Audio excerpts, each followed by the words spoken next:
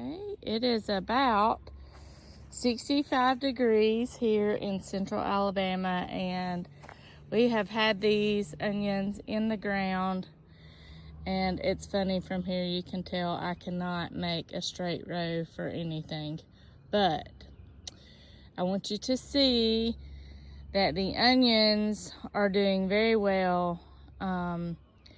They say that each blade is a sign of how big the onion will be, and as you can see, most of ours are running. That one has 7, that one has 4, that one has 7. So I think we're doing pretty good in that realm of things. And I have fertilized these already twice. They require a lot of food, and that's one thing I've done differently this year, is I'm fertilizing more often, and that has seemed to help. I try to use organic fertilizers when I can, and I'm using some of the organic pelleted fertilizers so that they can continue to get feed from it longer. This is the broccoli, or one section of broccoli, and so you can see it hasn't started heading yet, but it's growing very well, so we're hoping. I have never been able to grow broccoli before, but I am hoping that this year is the year. And then more broccoli there. And then this is cauliflower. And I'm not sure what that is. I bought some plants from a nursery that had some plants that looked really bad, and I was just buying them for the sake of, you know, saving them or whatever, because they were cheap. If you know what this plant is, I would love to know. But anyway, so then we have more cauliflower, and these are growing really well, you can tell. And then after the cauliflower, we have Brussels sprouts. And this that we're in right now is more broccoli. We eat a lot of broccoli. I just did not have all of my plants ready at one time, so I didn't put them all in one section. And then this is the Brussels sprouts.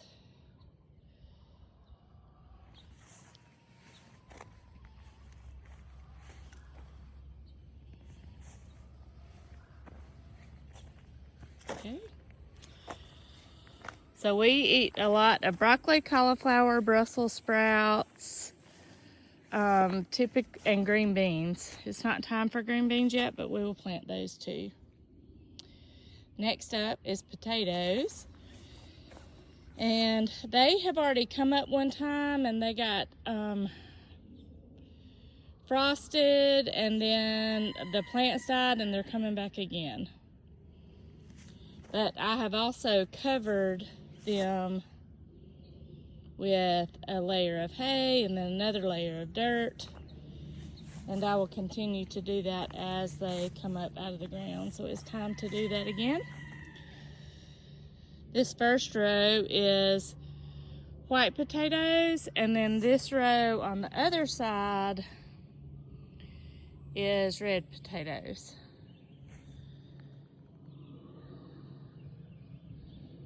So that's the potatoes.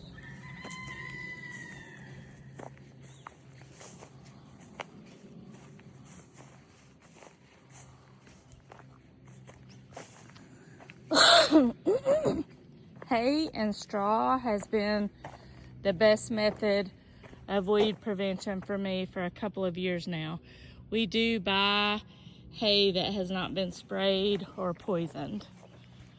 So that is the potatoes. And then 2 days ago, I planted these young squash plants, and I watered them that day. I'll water them again today, but they have done really well. And then the next squash, those squash are yellow squash and zucchini, green zucchini. And then after that, yesterday I planted some patty pan and sunburst.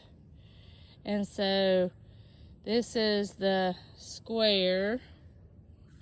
The sunburst starts out right there. So all of these back here, this square is patty pan.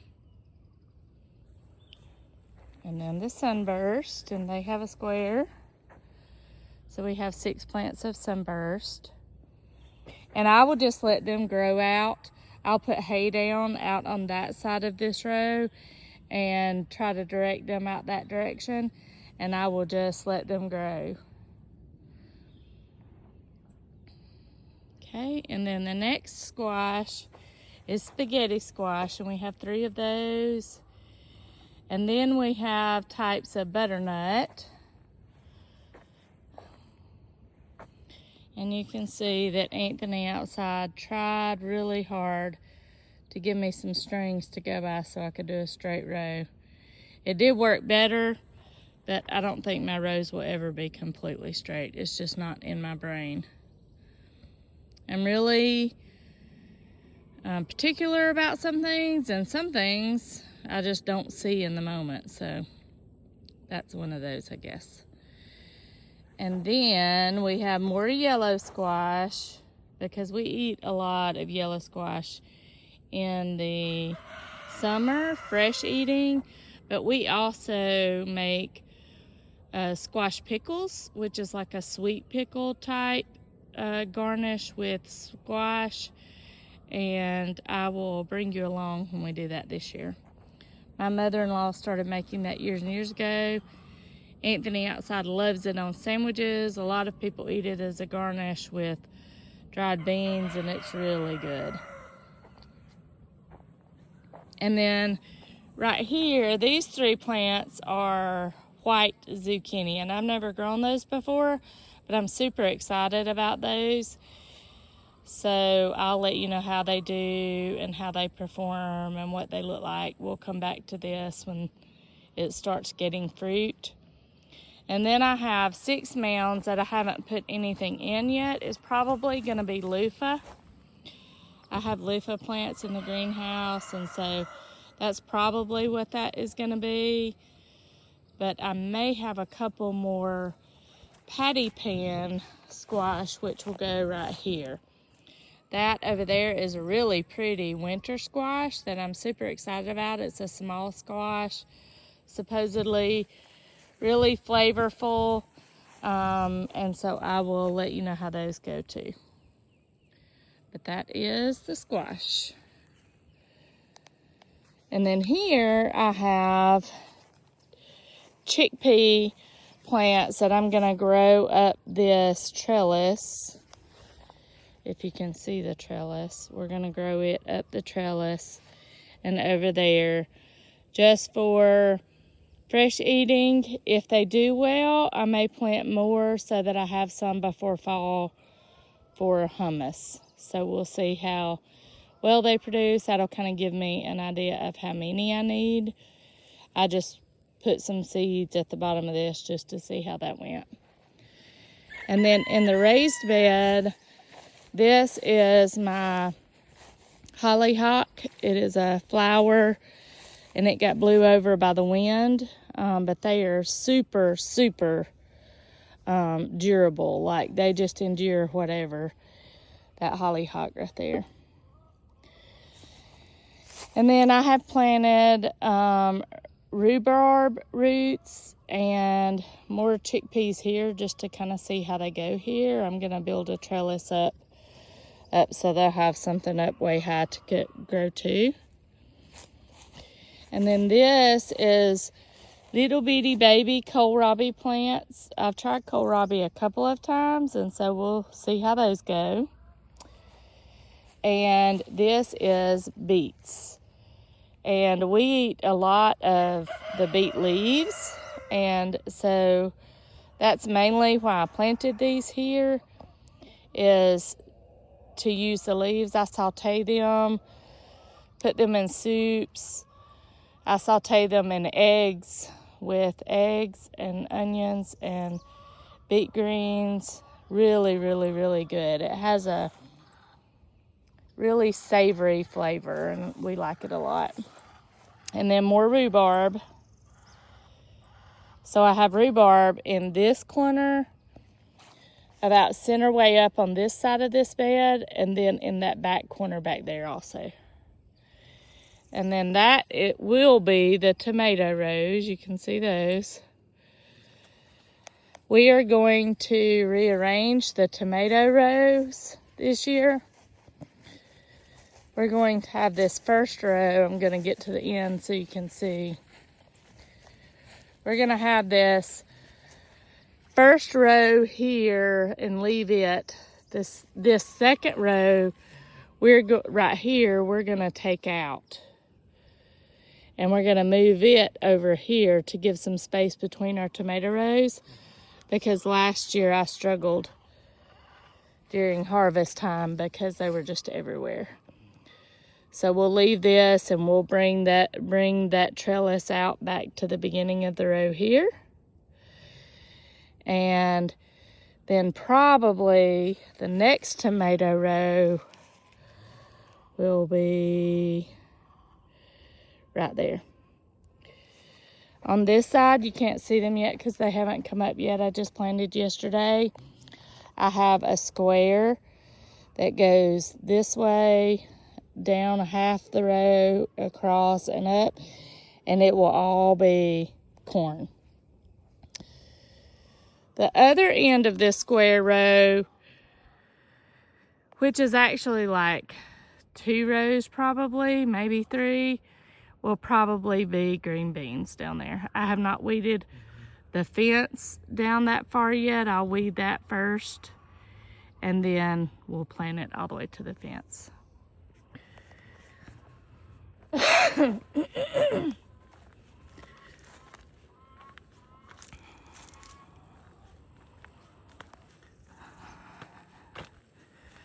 So on this fence line, I already need to get grass and cover this with some straw, but you can see I have cucumbers that are barely coming up now. And then more cucumber, more cucumber, more cucumber. So little bitty cucumber plants. So I will get the grass from around those today, water them in really well, and that. Oh wait, I need to show you the strawberries. We put strawberries in this bed this year, and we will let them form roots and probably extend out this bed to include more when they start,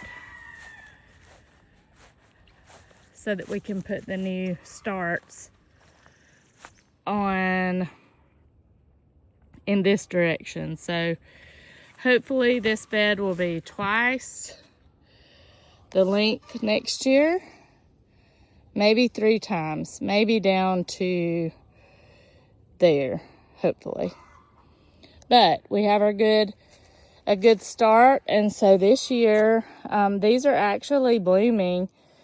The strawberries are not very large, but the roots really have not had time to set or take root. So I'm not worried about that. I will cover them with hay really deep and mulch in the fall, and they should be able to overwinter.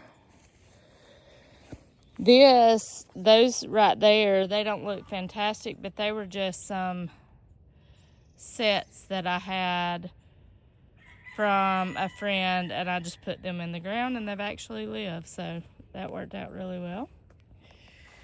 This bed has kale in one end of it. It has a cabbage that's been there for a very long time. It's almost like an experiment at this point. But I will clean this bed out, take all of this up, and this is one of our sweet potato beds. I would like to do another sweet potato bed because that only made, I don't know, maybe 20 pounds last year. So I would like to extend out that bed in that other direction all the way out to the end of where this bed up here ends. So it would be like out to right there, right in there. So that'll give us some extra sweet potatoes. I was trying to think what else. I have this bed here, and as you can see, the dirt is not fantastic. I actually bought this dirt as topsoil, believe it or not. It obviously is not good topsoil. But underneath I have some worm castings and some other soil that I bought, a bagged soil that does well. And so I just finished the top of this with this, and so I'll probably put mulch over it and let it amend this bed for sure, because the soil that I bought as topsoil looks terrible. So this is just garden peas. They're just green garden peas. And you can see they are coming up. And then I just did 2 rows, and I'll do a trellis to run them on. And we'll let you know how they do. This is little tiny kohlrabi plants. I planted in this top corner, and then in that top corner also. There's a few of those coming up over there. Not very many. But these peas will help to shade those, so I'm hoping that actually works. And these beans are actually, they're a stringless green bean, so that'll be good. Okay. And then on berries, I will let you know later how they are doing. That's our blackberry trellis there. As you can see, blackberries do not trellis to anything. They just go and do what they want. And so that is our blackberries, and we will do a berry tour later. But for today, that is where the garden is, and we will keep you updated. You may remember these rows that have the squash in it here also. I forgot to say that. This is where we planted the red potatoes last year, and they did really well.